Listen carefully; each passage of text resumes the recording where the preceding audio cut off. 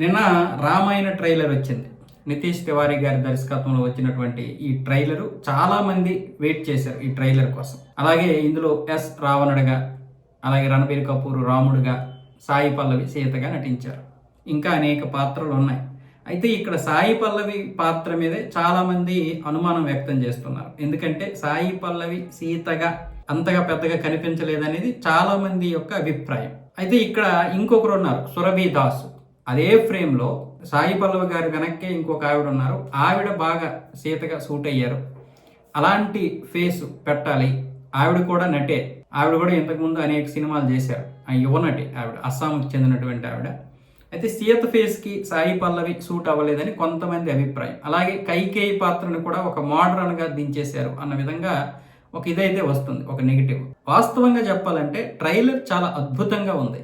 Graphics అలాగే మిగతావన్నీ కూడా చాలా బాగున్నాయి. కాకపోతే వాళ్ళ యొక్క మైండ్ సెట్ అనేది నిజంగా బాగా అంటే మనకి వాళ్ళకి సూట్ అయ్యేటట్టు అయితే లేదు. మీకు నార్త్ వాళ్ళ మైండ్ సెట్ ఎలా ఉంటుంది అంటే ఇక అంతే.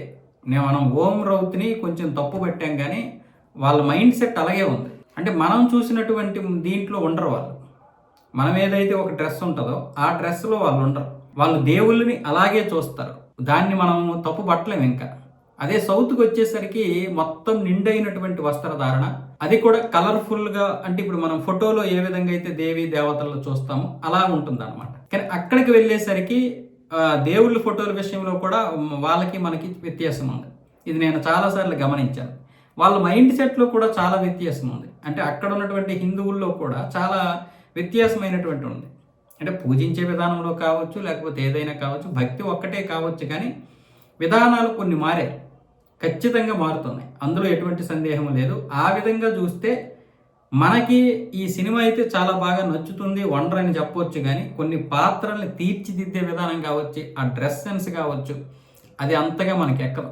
అదంతా కూడా ఒక మోడర్న్ స్టైల్లోనే ఉంది. వాళ్ళ యొక్క ఇదేదైతే ఉందో సీరియల్లో చూపించిన విధంగా కూడా చూపించట్లేదు. సినిమాలకు వచ్చేసరికి డైరెక్టర్లందరూ ఏదో గొప్పగా ఆలోచిస్తున్నారు, కానీ ఏదైతే ఒక డ్రెస్ ఉందో, ఏదైతే ఒక ఈ యొక్క దుస్తుల యొక్క ఇది ఉందో దాన్ని పట్టుకోలేకపోతున్నారు. మనం ఏ విధంగానైనా సరే కథని ఈ యొక్క మోడర్న్ టెక్నాలజీని ఉపయోగించి ముందుకు తీసుకెళ్ళవచ్చు, కానీ కథ కథలాగే ఉండాలి ఒకటి. కానీ ఓం రౌత్ అదే తప్పు చేశాడు, కథను మార్చేశాడు. అలాగే దుస్తులు అనేవి మాత్రం ఎప్పటికీ ఒకలాగే ఉండాలి. ఆ దుస్తుల విషయంలోనే చాలా వరకు మనకి వాళ్ళకి వ్యత్యాసం వస్తుంది. ఈయన కథ మార్చకుండా అదే విధానంగా ఉంటే ఓకే, అది అద్భుతమే, నేనేం నెగిటివ్ చేయడం లేదు. కానీ సీత పాత్ర విషయంలో చాలా వరకు కొంత భిన్నాభిప్రాయాలు అయితే వచ్చాయి. దాని విషయంలో మీరేమంటున్నారో కామెంట్ రూపంలో తెలియజేయండి. అలాగే డ్రెస్ విషయంలో కూడా మీరేమనుకుంటున్నారో చెప్పండి. నేనైతే దీని గురించి నెగిటివ్ చేయలేనో లేకపోతే ఏదో విభజించాలని కాదు, నా అభిప్రాయాన్ని నేను చెప్పాను.